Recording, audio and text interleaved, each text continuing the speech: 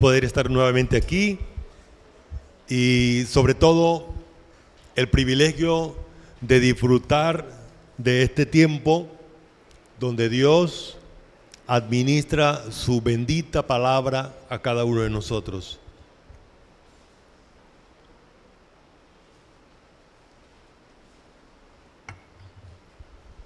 El tema hoy es la manera divina de llegar a la obediencia perfecta o madura. Cuando Adán desobedeció a Dios, no solo Adán perdió la obediencia con la cual había sido diseñado, sino que toda la humanidad ya se convirtió en hijos de desobediencia y por lo tanto hijos de ira como todos los demás. Pero cuando creemos en Cristo Jesús, entonces volvemos otra vez a ser engendrados como hijos de Dios, con una naturaleza nueva, con unas condiciones nuevas para poder obedecer a Dios. Pero tú y yo tenemos que asumir ciertos compromisos para tener esa obediencia madura. ¿Dónde lo dice? Ahí está, lo tienen en sus pantallas, ¿verdad? Filipenses capítulo 2, versículo 12 y versículo 13. ¿Listo? ¿Me acompañan leyendo? Todo junto dice así: por tanto, amados míos, como siempre habéis obedecido, no como en mi presencia solamente, sino mucho más ahora en mi ausencia, ocupaos en vuestra salvación con temor y temblor, porque Dios es el que en vosotros produce así el querer por su buena. Entonces, estos versículos nos está hablando de la obediencia y de la manera divina como esa obediencia se practica y se perfecciona en el creyente. La obediencia determina si una persona es creyente o no, si es hijo de Dios o si es hijo del diablo. En Primera de Juan dice: en esto se conocen los hijos de Dios y los hijos del diablo. Usted dirá, pero ¿cómo así? ¿Acaso el diablo creó a alguna persona? No, pero cuando el diablo hizo que Adán pecara, Adán, que había sido diseñado para obedecer a su Dios, ahora obedece a aquel que lo engañó. Y por esa razón Dios dice que Adán dejó de seguir al Dios verdadero para seguir al Dios falso. ¿Sí se da cuenta? Y por esa razón la Biblia le llama a los que no obedecen a Dios hijos de desobediencia. Entonces, pero hay otra cosa: la obediencia determina mi madurez como creyente. Los creyentes maduros son aquellos que obedecen cada día perfeccionativamente o mejor. Dicho de otra manera, ¿cómo sé yo que he madurado? Que el 2024 no pasó en vano. Mida la obediencia a Dios. Mida cuánto tiembla usted delante de Dios cuando Él le habla en su palabra. Si lo que Él le ordena, si lo que Él le dice para usted no tiene tanta relevancia, pellízquese. Estoy hablando con personas que son creyentes. Si usted no es creyente, pues déjeme decirle que la obediencia no es para usted, porque no es capaz de obedecer, ya que no tiene al Espíritu Santo, ya que no tiene la naturaleza, ya que no tiene el oído para obedecer. Pero si usted es un creyente, usted es un hijo de Dios, y los hijos obedecen ¿a quién? A su papá. Todos los seres humanos siempre tenemos a alguien a quien obedecer. Y si no obedecemos a Dios, obedecemos al que no es Dios. Entonces, la obediencia es necesaria para adorar a Dios. Usted no puede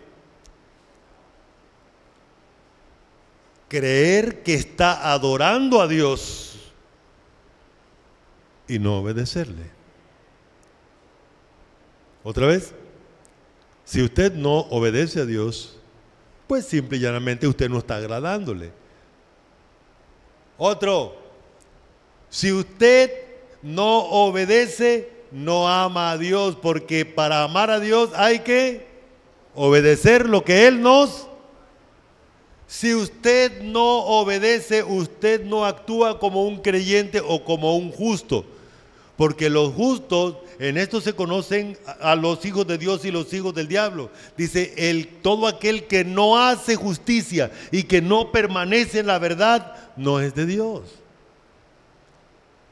Otro, para vivir en santidad se necesita obedecer. Los que obedecen estarán con Dios ahora y estarán con Dios por la eternidad, porque son hijos. Ah, no, pero es que yo estoy en una religión. Claro, tranquilo, no hay ningún problema. Y es que mi religión, claro que sí, pero déjeme recordarle que su religión no tiene la capacidad de llevarlo al cielo de Dios, porque el cielo de Dios lo preparó para compartirlo con quienes le obedecen. ¿Sí estamos? Ok.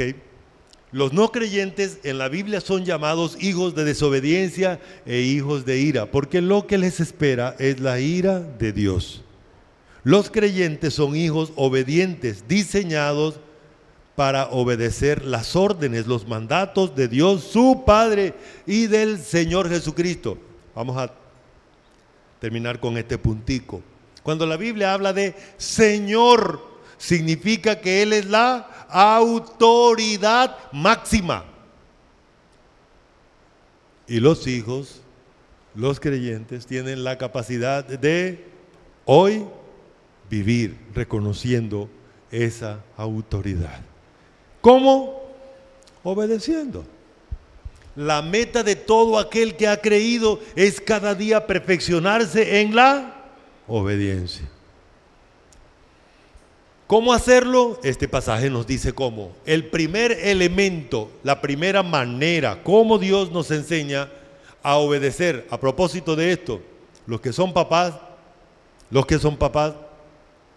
aquí encontramos principios para enseñarle a nuestros hijos la obediencia.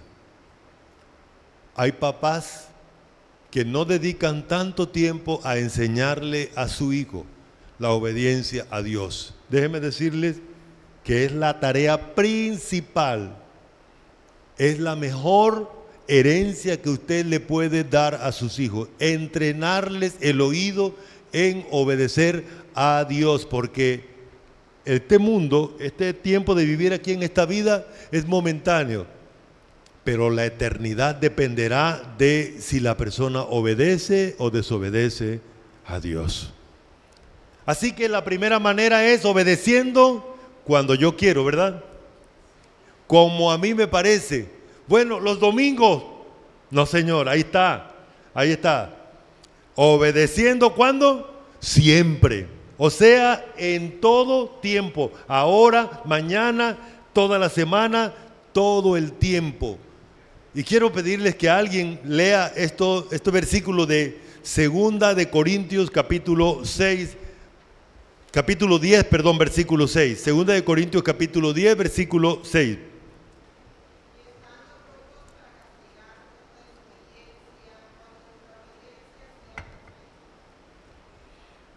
Me llama mucho la atención este versículo porque la mayor parte de veces nosotros queremos corregir la desobediencia de otros.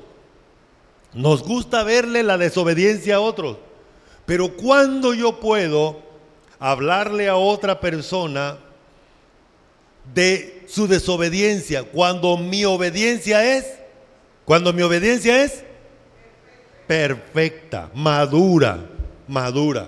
¿Y cómo lograr esa obediencia madura, perfecta? Primero, obedeciendo a Dios siempre, como dice este versículo, como siempre habéis obedecido. Los hermanos en Filipo, la iglesia de Filipo, es reconocida como una iglesia obediente.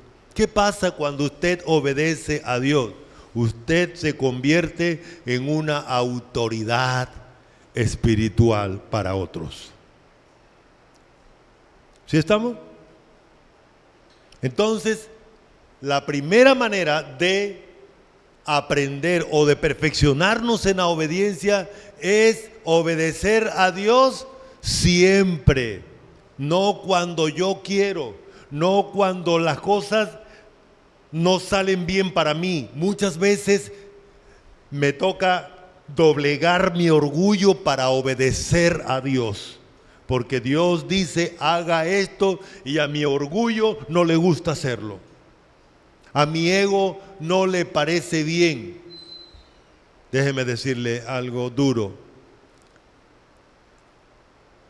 No tiene importancia mi ego frente a la obediencia a Dios. Primero, mi obediencia a Dios. Que a propósito, yo voy a ser beneficiario eternamente por obedecerle a Él. Entonces, la primera manera es obedecer a Dios siempre. Número 2. La segunda manera es obedeciendo a Dios delante de quien nos entrena. Aquí está el apóstol Pablo hablando con los hermanos de Filipo y le dice: hermanos, no solamente en mi presencia, la presencia de los maestros, pastores, papás en la casa, es para enseñar a los hijos, a los creyentes, a obedecer a Dios siempre. Siempre. Ahora déjenme decirles algo. Los hombres y mujeres también, porque las mamás también tienen que enseñar esto, y las mujeres creyentes también tienen que enseñar a otras creyentes. La presencia momentánea de un creyente que enseña a otro creyente es para enseñarle a obedecer a Dios, porque ellos son pasajeros. ¿Sí estamos? Papás, somos pasajeros en la vida de nuestros hijos. Maestros de la iglesia, maestras del bien, porque mujeres también Dios le llama maestras del bien, somos pasajeros y hay que aprovechar el tiempo para enseñarle a las personas que Dios nos ha delegado a obedecer a Dios. Quiero pedirles que todos busquen en su Biblia Segunda de Timoteo 2:2, todos. Y por favor, leemos juntos, o ustedes leen juntos cuando yo les cuente 3. Segunda de Timoteo, capítulo 2, versículo 2. ¿Estamos? A la cuenta de 3. 1, 2, 3.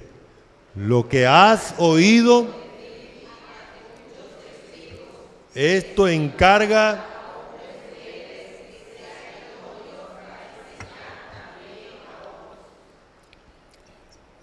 Alguien me va a decir, pero ¿a dónde habla de la obediencia ahí? La palabra oído y la palabra obediencia es la misma.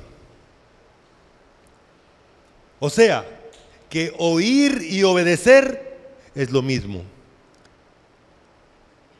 A veces la Biblia dice esto: el que tenga oído, oiga lo que el Espíritu dice. O sea, Dios a ti como creyente te ha regalado la capacidad de percibir lo que Él te está diciendo.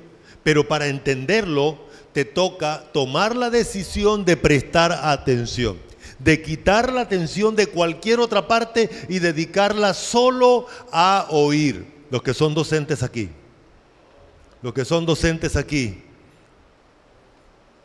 ¿se dan cuenta lo difícil que es cuando ustedes intentan comunicarle algo al estudiante, sobre todo al universitario, y el estudiante anda por allá volando o anda en el celular o anda en cualquier otro tipo de cosa menos con usted. No se presta atención, no se presta atención. Y para poder oír y para poder obedecer, el primer elemento es que la atención debe estar abierta, dispuesta. ¿Para qué? Para, primero se atiende, luego se entiende y luego se ejecuta. Ese paso, eso es lo que significa la palabra obedecer o también la palabra oír. 3 pasos. Primero, atender. ¿Atender para qué? Para entender o comprender. ¿Comprender para qué? Para obedecer. Para obedecer. Si no hay atención, no hay obediencia. Por esa razón, las personas que están en la iglesia enseñando entienden. Mire, lo que has oído de mí, lo que está diciendo Pablo es que tú, Timoteo, tuviste el privilegio de desarrollar la obediencia, Dios usándome a mí como instrumento. Pero Pablo fue veloz en la vida de Timoteo y después hay que enfrentarse a la realidad. ¿Y cuál es la realidad? El punto número 3. La meta es, los seres humanos son momentáneos, pero Dios y tú van a estar en relación eterna para siempre. No todo el tiempo voy a estar delante de mi papá, pero todo el tiempo voy a estar delante de Dios. No todo el tiempo voy a estar en la iglesia recibiendo enseñanza, pero todo el tiempo voy a tener que estar actuando delante de aquel que me ve y que ve las intenciones de mi corazón, delante de Dios, delante de quien tengo que darle cuenta. ¿Sí ve? Entonces, ese es el principio. Para aprender a desarrollar la obediencia perfecta, nos toca reconocer que obedecemos delante de Dios.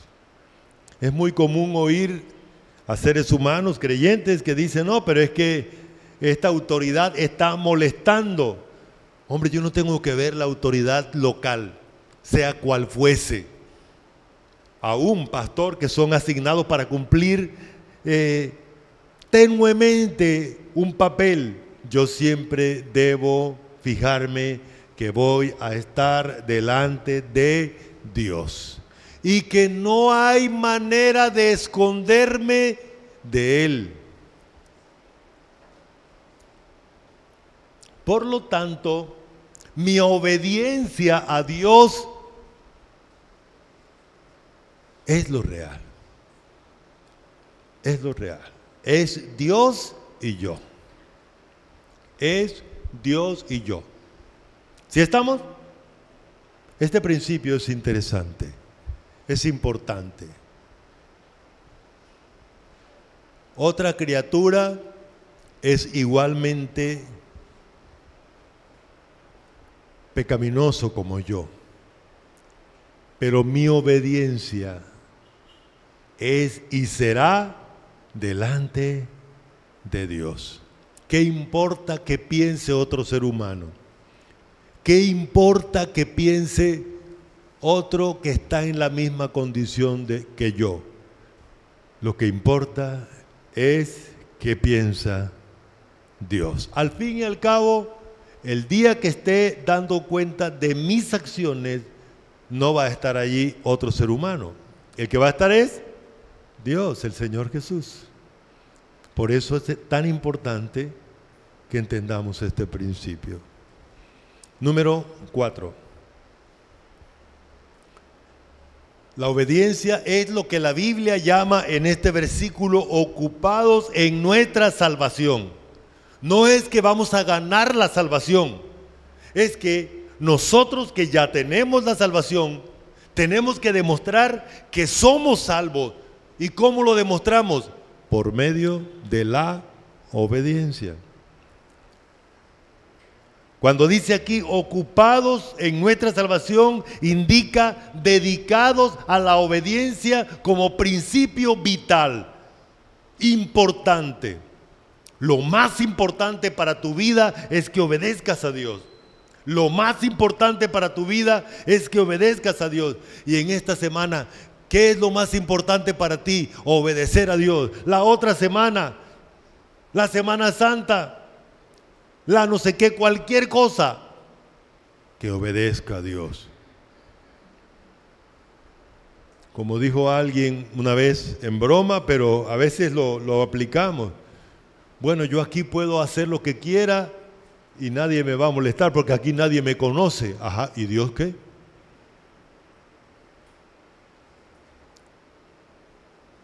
Entonces, ocuparse en la salvación es ocuparse en la obediencia, porque la obediencia refleja que yo soy salvo, salvo de la condenación, salvo de la ira de Dios, que yo soy un hijo de Dios.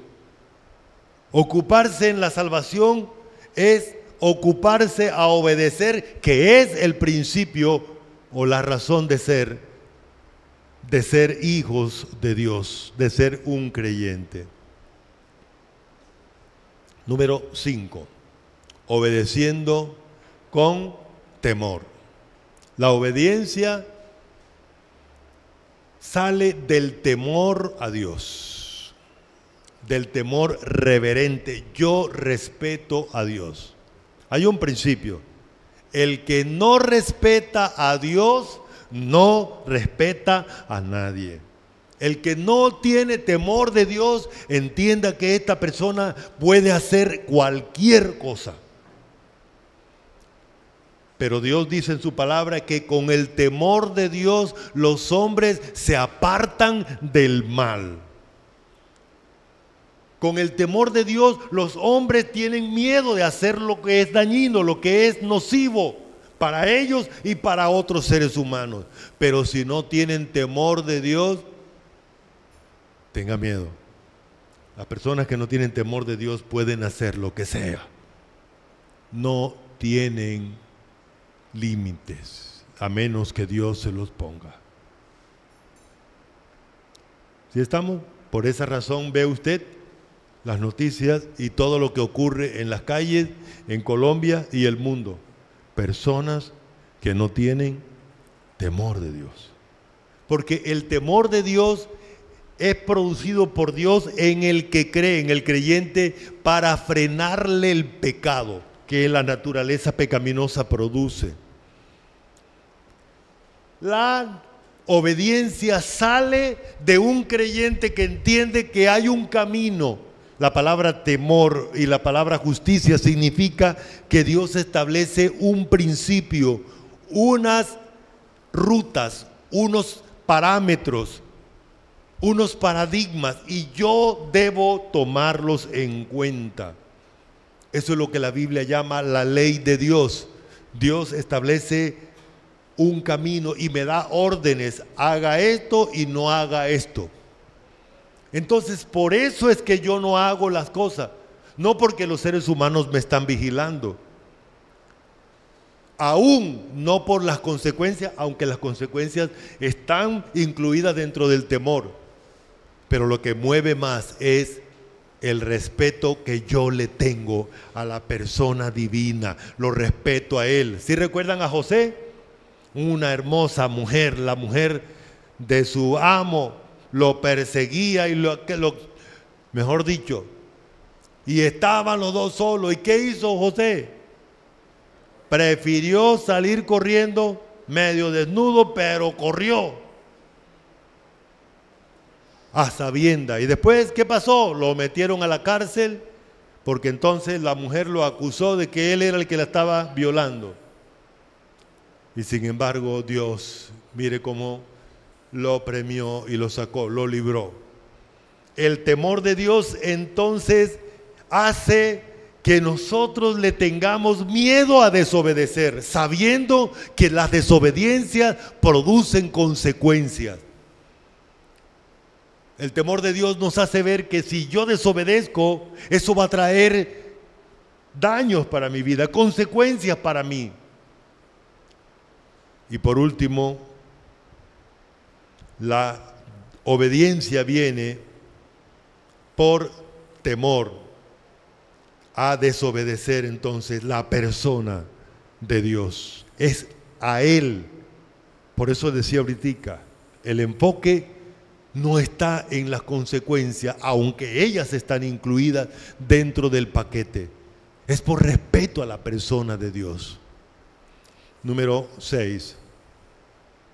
La manera entonces de desarrollar la obediencia perfecta es por medio de temblar delante de quien estamos. ¿Recuerdan ustedes cuando el pueblo de Israel fue llevado allá al Sinaí y oían la voz de Dios? Y Dios llegó al monte y el monte humeaba, temblaba, y cuando Dios hablaba la gente tenía mucho miedo porque estaban delante de la presencia de Dios. Hermanos, si es que estamos delante de la presencia de Dios todo el tiempo, y por esa razón debemos temblar delante de Él todo el tiempo. Y le preguntamos a Hebreos y Hebreo nos dice, sí, hay que temblar porque Dios es fuego consumidor. Hermanos, Dios no nos deja pasar el pecado. Nosotros llegamos y maquillamos el pecado de nosotros, porque el del otro, uy, horrible. El pecado del otro es más feo y hediondo que el mío. Pero delante de Dios, el enfoque está en el mío, en mi obediencia, delante de Él y solo delante de Él. Entonces el temor de Dios hace que temblemos ante su presencia. ¿Por qué? Porque Dios es fuego consumidor. 7. Obedeciendo como producto divino. Qué cosa bonita esta parte. Ojalá que esta parte sea el eje central. Y el versículo 13 dice, porque Dios es el que en vosotros produce. ¿Qué produce? El querer. ¿El querer qué? ¿Cuál es el tema que estamos hablando? ¿El querer qué? Querer obedecer. Querer obedecer. La naturaleza pecaminosa suya no le gusta obedecer a Dios. La naturaleza pecaminosa suya, cada vez que oye un versículo, se retuerce. No le gusta. Pero Dios produce en usted el deseo de obedecerle. Pero no solamente produce el deseo de obedecerle, la meta de obedecerle encima o por encima de la naturaleza pecaminosa, sino que Dios mismo produce la acción de obedecerle. Ese es el contenido principal de la obediencia de este tema. Usted no puede obedecerle a Dios solo, porque la obediencia es una acción sobrenatural. Sobrenatural. Usted se da cuenta, mire, los peladitos, los papás le hablan, y cómo se retuerce, ¿cierto? Y cómo le contestan, y cómo se... Bueno, si eso es al papá, imagínese a Dios. Imagínese a Dios. Pero para obedecerle, Dios entonces produce dos cosas: el deseo de obedecerle y la acción misma de obedecerle. Y por último, Dios mismo ejecuta la obediencia porque esa es su voluntad. Otro versículo que leer. Hebreos 13, 20. Hebreos 13, 20. Y debemos leer el versículo 20 y el versículo 21. No incluí el versículo 21. Así que saque su espada un momentico, donde la tenga en el celular, en físico, y leemos estos versículos. Hebreos capítulo 13, el versículo